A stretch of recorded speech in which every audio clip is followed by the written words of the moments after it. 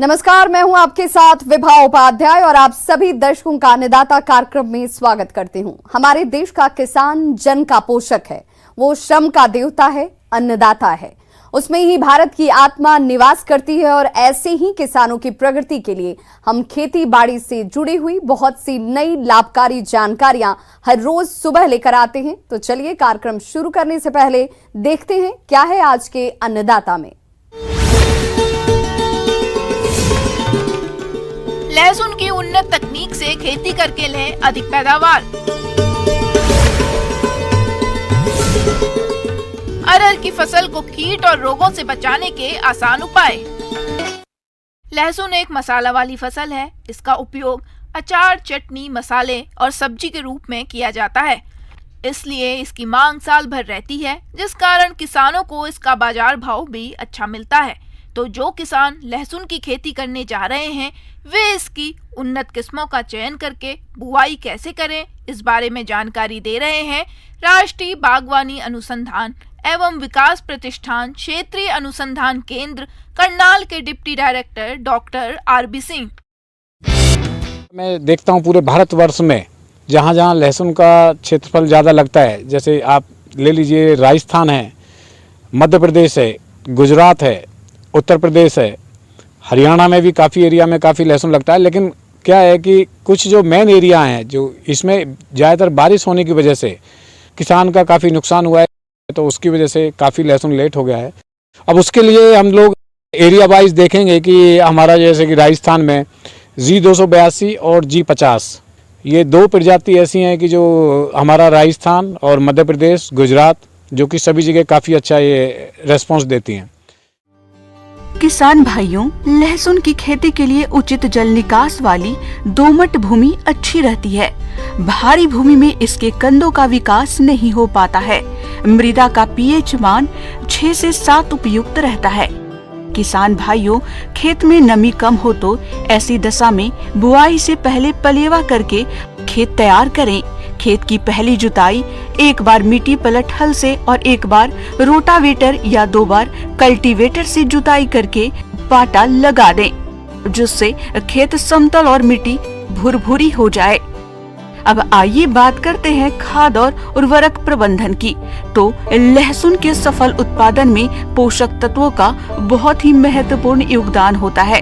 इसलिए आप खाद और उर्वरकों का प्रयोग मृदा जांच रिपोर्ट के आधार पर करें।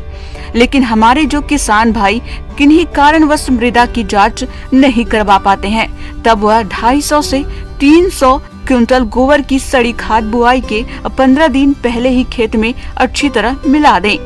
इसके अलावा यूरिया 175 किलोग्राम, DAP 109 किलोग्राम और म्यूरेट ऑफ पोटास 83 किलोग्राम प्रति हेक्टेयर की दर से देना चाहिए, जिसमें यूरिया की आधी मात्रा और अन्य उर्वरकों की पूरी मात्रा खेत की तैयारी के समय प्रयोग करें।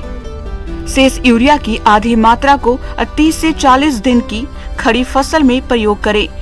किसान भाइयों, 1 हेक्टेयर में लहसुन की खेती के लिए 400 से 500 किलोग्राम स्वस्थ कलियों की जरूरत पड़ती है और फसल को कीट रोगों से बचाने के लिए आप बुआई से पूर्व कार्बेंडाजिम फफूंदनाशक 2 ग्राम से प्रति किलोग्राम कलियों को उपचारित करें। इसके बाद ही कलियों की बुआई करें।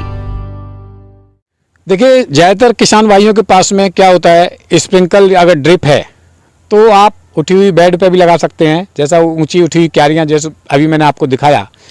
और जिन किसान भाइयों के पास फ्लड पानी देना है तो वो इतनी चौड़ी क्यारी ना बनाएं या इतनी लंबी क्यारी ना बनाएं। ये पौधे से पौधे की दूरी 10 सेंटीमीटर, लाइन से लाइन की 15 सेंटीमीटर रखना है।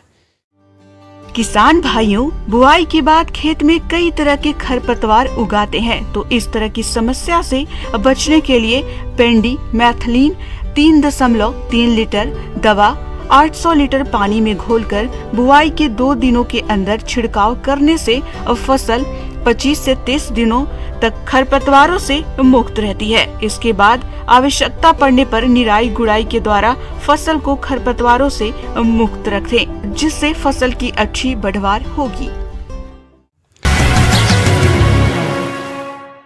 ब्रेक के बाद आप सभी दर्शकों का अन्नदाता में स्वागत है।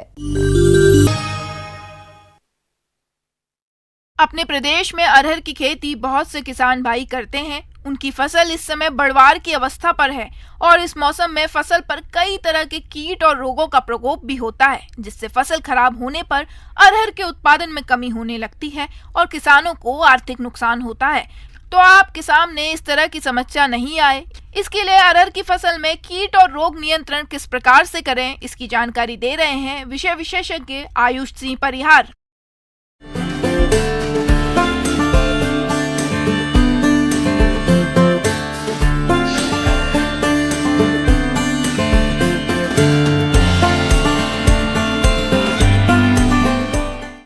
आज आपके सामने अरहर के बारे में जानकारी देना चाहता हूँ। वैसे किसान भाइयों, आप सभी जानते होंगे कि आप लोगों ने अभी अरहर बोई हुई है और इसमें कई रोग और कीट भी अटैक करते हैं, यानी कि उसके ऊपर प्रभाव डालते हैं, जिससे हमारी फसल बहुत बर्बाद हो जाती है और कभी कभार हमें मुनाफे से ज़्यादा नुकसान उठाना पड़ता है। तो हम सबसे पहले बात करते हैं अरहर में पहला रोग लगने की। तो सबसे ज़्यादा प्रभाव डालने वाला रोग होता है उकठा रोग। इसका मुख्य कारण होता है फ्यूजेमिया, एक तरीके का फंगल इन्फेक्शन है जो कि बार बार फसल लेने के कारण उत्पादित हो जाता है। अब ये फसल में धीरे धीरे करके पेड़ों की जड़ों को खाना चालू करता है। इसमें जड़ें हरे डार्क ब्राउन कलर की हो जाती हैं और पेड़ मुरझा जाता है, सफ़ेद और काली लकीरें बन जाती हैं। पौधा इसमें पनप नहीं पाता है और निढाल हो जाता है और इसकी जो जड़ें रहती हैं वो सब गलने लगती हैं और धीरे धीरे पौधा सूख कर मुरझा कर टूटने लगता है। तो किसान भाइयों, इससे सबसे पहले बचने का सबसे अच्छा और किफ़ायती और आसान तरीका ये होता है, जो उकठा रोग का जो पौधा होता है उसको ज़मीन से मट्टी सहित उखाड़ के और कहीं दूर ले जाके, जहाँ आपका खेत नहीं हो वहाँ उसको अच्छी तरीके से जला दो, ताकि ये फंगस दूसरे पौधे को इन्फेक्ट ना करे। अगर ये पौधा अगर दूसरे बाजू वाले स्वस्थ पौधे के बाजू में रहेगा तो ये स्वस्थ पौधा भी खराब हो जाएगा। इसलिए ऐसा हर बार ध्यान रख के करते रहना चाहिए। इस बीमारी से बचने के लिए रोग रोधी जातियां जैसे JKM 189, C11, JKM 7, BSMR 853, आशा आदि का चयन करें। उन्नत जातियों के बीजों को उपारिक करके ही बुवाई करें। गर्मी में खेत की गहरी जुताई व अरहर के साथ ज्वार की अंतर्वर्ती फसल लेने से इस रोग का संक्रमण कम रहता है। किसान भाइयों, अब हम बात करते हैं पत्ती धब्बा रोग के बारे में। तो पत्ती धब्बा रोग जो होता है उसके अंदर पत्तियों के ऊपर पीले रंग के धब्बे आने लगते हैं, कभी कभार काले रंग के आते हैं। कलर जो होता है वो निर्धारित नहीं रहता है, पर हरा तो कभी नहीं होगा, क्योंकि जो फसल रहती है वो सूखती चली जाती है। ये रोग भी फसल को सुखाने वाला ही रहता है। इसमें भी मृदा का न्यूट्रिशन चला जाता है और फसल के अंदर पानी ऊपर चढ़ना कम कर देता है। धीरे धीरे ये भी पेड़ सूखता चला जाता है। इससे बचने के लिए होडोप्लस जिनेवा का प्रयोग करेंगे और 1:1 रेशियो रख के ही इसका यूटिलाइज करेंगे। इससे हमारे जो फसल है उसके अंदर न्यूट्रिशन भरपूर मात्रा में पूर जाएगा और फसल सूखेगी नहीं। किसान भाइयों, अरहर की फसल को इस समय पत्ती लपेटक कीट द्वारा अत्यधिक नुकसान पहुंचाया जाता है। यह कीट अरहर के पौधों की पत्तियों को लपेटकर जाला बनाता है और उनको खुरच कर खाता रहता है, जिससे पत्तियों का क्लोरोफिल कम हो जाता है और पौधे अपना भोजन नहीं बना पाते, जिसकी वजह से फसल कमजोर हो जाती है और उत्पादन में कमी आ जाती है। इसलिए आप इस कीट की पहचान कर रासायनिक नियंत्रण के लिए ट्राइजोफॉस दवा की 1.5 मिलीलीटर मात्रा को प्रति लीटर पानी के हिसाब से घोल बनाकर छिड़काव करने से इस कीट का नियंत्रण आसानी से किया जा सकता है। किसान भाइयों, अब हम बात करते हैं फली भेदक मक्खी की। तो फली भेदक मक्खी जो होती है वो अक्सर उन्हीं लोगों के पास अटैक करती है जिनके पास मवेशियों होते हैं और ये मवेशियों के थ्रू आती है। इसे जंगली मक्खी के नाम से भी जाना जाता है और ये प्रभावशाली इस प्रकार होती है कि जब ये फसलों के ऊपर आती है तो बैठती है तो ये अपने लार्वा को साथ छोड़ के चली जाती है। तो ये लार्वा जो होते हैं वो पनपते हैं उसके ऊपर, और जो अपने जो दाल रहती है उसको वो खाना चालू कर देते हैं। और ये ज़्यादातर क्लोरोफिल को ही खाते हैं, और इससे बचने का एक सबसे अच्छा सुझाव होता है कि हम 0.5% का यूटिलाइज़ करेंगे 35 सीसी का, और इसको प्रति लीटर के हिसाब से हम इसको पूरे फसल के ऊपर छिड़क देंगे, और ये हमारी फसल को बहुत अच्छी तरीके से बचा लेगा। इसके अलावा अरहर की फसल में जैसिड और सफेद मक्खी नामक रस चूसक कीटों का भी प्रकोप होता है। यह कीट फसल की पत्तियों और कोमल टहनियों और फूलों से रस चूसकर नुकसान तो पहुंचाते हैं ही साथ यह कीट विषाणु जनित रोगों को भी फैलाने का काम करते हैं। इसलिए आप इनके नियंत्रण के लिए इमिडाक्लोप्रिड दवा की 1 मिलीलीटर मात्रा को 3 लीटर पानी के हिसाब से घोल बनाकर छिड़काव करें। किसान भाइयों, अब हम बात करते हैं पॉट बोरर की। ये कीड़ा पूरी फसल के अंदर लगता है, और ये सीज़न होता है तब असर करता है, और ये फसल की जो फलियां रहती हैं उसको खाता है। जब ये फसल की फलियों को खाता है तो फलियों का आकार भी बदलने लगता है। इसको सबसे अच्छी तरीके से ख़त्म करने का तरीका होता है कि ये आपको अगर स्टार्टिंग में दिख रहा है तो हाथों से निकाल दीजिए। जो पॉट बोरर होता है हम उसको पूर्ण रूपेण ख़त्म करने के लिए इंडोक्सा कार्ब का इस्तेमाल करेंगे। 1.5 ml प्रति लीटर के ml से यूटिलाइज करके हम उसको पूरी तरीके से ख़त्म कर सकते हैं। आगे और भी हैं खेती बाड़ी से जुड़ी हुई बहुत सी रोचक जानकारियां। यहां रुकेंगे एक छोटे से ब्रेक के लिए। ब्रेक के बाद एक बार फिर से आप सभी दर्शकों का अन्नदाता कार्यक्रम में स्वागत है। खेती के साथ साथ पशुपालन का कार्य प्रदेश के बहुत से किसान भाई करते हैं और इससे अच्छा लाभ भी कमाते हैं। इसी लाभ को देखते हुए हम आज जानकारी लाए हैं गाय पालन पर। तो किसान गाय की कौन कौन सी नस्लों का चुनाव करके पालन करें और गाय खरीदते समय किन किन बातों पर विशेष ध्यान दें, आइए जानते हैं पशु वैज्ञानिक डॉक्टर रविंद्र कुमार से।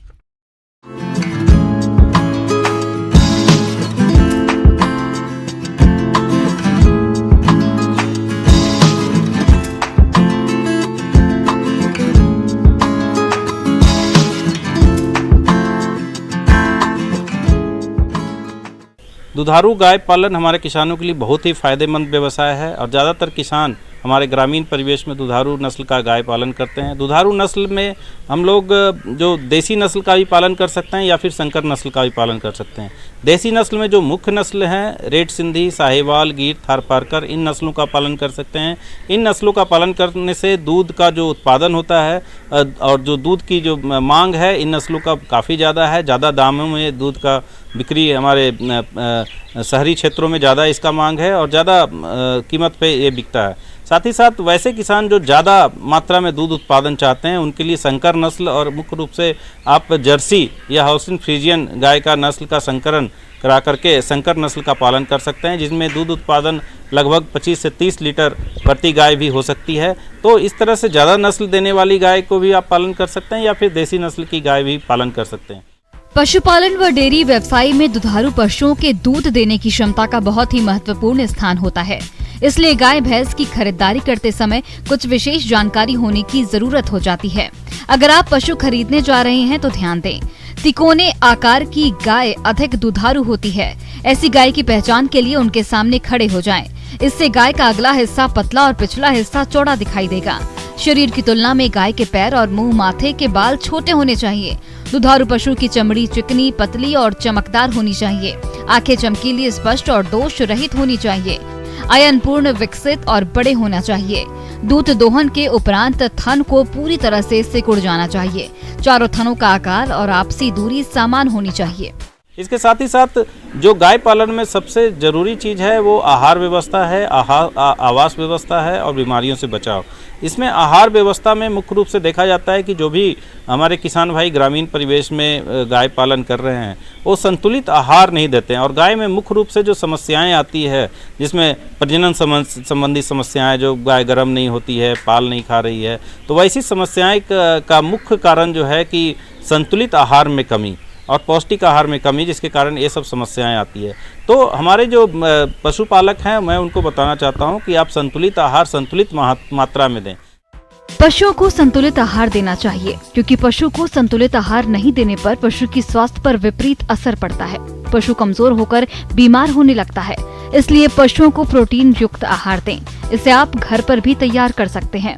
संतुलित आहार बनाने के लिए आप मकई, चोकर, बादाम खल्ली, मिनरल मिक्सचर, नमक, ये सब मिला करके आप संतुलित आहार बना सकते हैं। और साथ ही साथ जो है कि इसमें ज़रूरत के हिसाब से इसमें जो हम लोग आहार देते हैं हमारे दुधारू पशु में, वो 3 रूप में उसको बांटा गया है। पहला है मेंटेनेंस राशन, दूसरा है प्रोडक्शन और तीसरा जेस्टेशन। मेंटेनेंस का मतलब कि उसके शरीर के रखरखाव के लिए जितना दाना की ज़रूरत होती है, जैसे 1.5 से 2 किलो जो मात्रा होती है दाना का, वो हम लोग मेंटेनेंस के रूप में देते हैं। और साथ ही साथ जो उत्पादन के लिए देते हैं, प्रति 2.5 से 3 किलो पर लगभग 1 किलो दाना संतुलित आहार जो हम लोग दुधारू पशु को देते हैं, जिससे उसकी जो समस्याएं हैं, जो रिक्वायरमेंट है, वो उससे पूरा हो सकती है। इसके साथ ही साथ जो दुधारू पशु है उसको हरा चारा दें, तो उसमें प्रति 12 किलो चारा पे हम लोग 1 किलो दाना मिश्रण को कम भी कर सकते हैं। तो इस तरह से आहार व्यवस्था बहुत ही ज़रूरी है। साथ ही साथ आवास व्यवस्था भी बहुत ज़रूरी है। खास करके गर्मियों में देखा जाता है कि गर्मी के सीजन में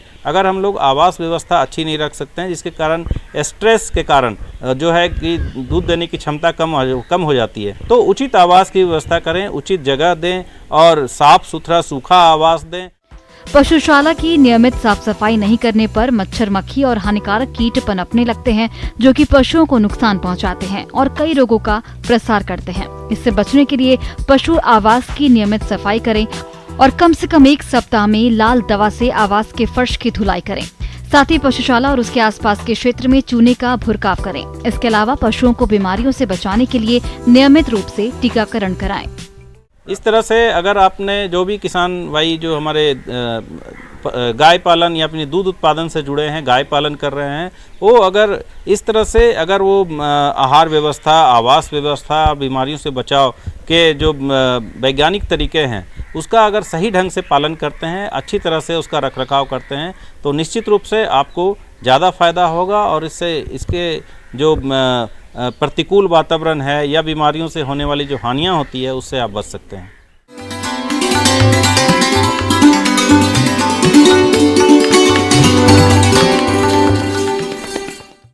आइए जानते हैं अन्नदाता निःशुल्क फोन के माध्यम से पूछे गए समस्याओं का समाधान। आज की अन्नदाता हेल्पलाइन में हमने जिस प्रश्न को शामिल किया है उसे पूछा है गांव सुमेल, जिला जयपुर के जयप्रकाश ने। आपने बैंगन की फसल में तना और फल छेदक कीट के नियंत्रण के बारे में जानकारी चाहिए है, तो इसके लिए देखिए कार्यक्रम का यह अंश। सब्जियों की खेती में बैगन एक महत्वपूर्ण फसल है। इसकी खेती बड़े पैमाने पर देश के लगभग सभी राज्यों में की जाती है। इसकी अच्छी खेती करने के लिए किसानों को मुख्यतः बीज मिट्टी का चयन के अलावा कीट और रोग से बचाव पर ध्यान देना होता है। किसान भाइयों, बैगन की फसल को सबसे अधिक नुकसान तना और फल छेदक कीट द्वारा पहुंचाया जाता है। इस कीट के व्यस्क का प्रकोप रोपाई के कुछ सप्ताह उपरांत ही हो जाता है और व्यस्क कीट पौधों पर अंडे दे देता है, जिसके बाद में उसके लार्वा निकलकर पौधे की तनों को बेधड़क नुकसान पहुंचाते हैं। मुरझाए झुके हुए तने का दिखाई देना इसके प्रमुख लक्षण हैं। इसके बाद कीट की इल्लियां फल में छेद करके उसके अंदर घुस जाती हैं और वह फलों के अंदर ही अंदर खाती रहती हैं, जिससे फल सड़ने लगता है और गुणवत्ता खराब होने लगती है। ऐसे में फलों को उचित बाजार भाव नहीं मिलने से किसानों को आर्थिक हानि का सामना करना पड़ता है। इसलिए समय रहते इसका नियंत्रण करना जरूरी होता है। बैगन की फसल में एकीकृत कीट प्रबंधन के लिए सबसे पहले कीट रोधी किस्मों का चयन करें। खरपतवारों का नियंत्रण कर खेत को साफ सुथरा रखें। जिस खेत में बैगन की फसल पिछले वर्ष ली हो, उसमें बैगन फसल न लगाएं। बैगन की 2 कतारों के बाद 1 कतार धनिया या सौंफ की लगाएं। रोपाई के 2 सप्ताह बाद फेरोमोन ट्रैप 4 से 5 प्रति एकड़ लगाना चाहिए। यदि आवश्यक लगे तो 10 से 12 फेरोमोन ट्रैप प्रति एकड़ 10-10 मीटर की दूरी पर लगाएं तथा ल्योर को 15 दिन उपरांत बदलते रहें। कीट ग्रसित कल्लों और फलों को काटकर खेत से हटाते रहें या गड्ढे में दबा दें। बैगन की फसल में ट्राइकोकोकार्ड जरूर लगाएं। कीट का प्रकोप आर्थिक क्षति स्तर से अधिक होने पर रासायनिक नियंत्रण के लिए एजाडिरिक्टेटिन 1% की 400 से 600 मिलीलीटर मात्रा को 400 लीटर पानी में घोलकर प्रति एकड़ छिड़काव करें। इसके अलावा इमामे कटीन बेंजोट 80 ग्राम को 200 लीटर पानी में मिलाकर प्रति एकड़ की दर से छिड़काव करने पर इस कीट का नियंत्रण आसानी से किया जा सकता है।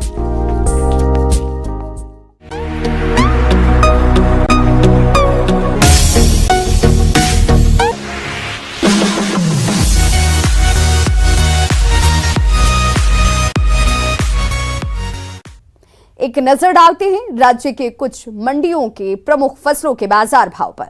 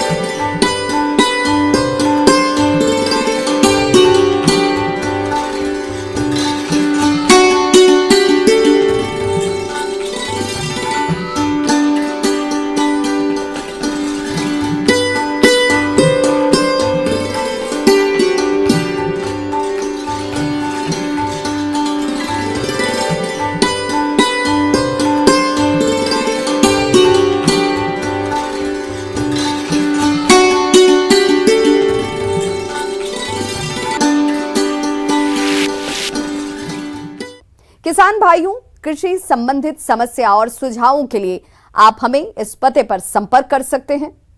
प्रोड्यूसर अन्नदाता, news 18 Rajasthan, Ramoji film city, Hyderabad 501512। साथ ही आप हमें ईमेल भी कर सकते हैं। हमारा ईमेल है p18annadaata@nw18.com। इसके अतिरिक्त आप हमें निःशुल्क हेल्पलाइन नंबर 180088922163 पर सोमवार से शनिवार सुबह 10 बजे से शाम 4 बजे के बीच संपर्क भी कर सकते हैं।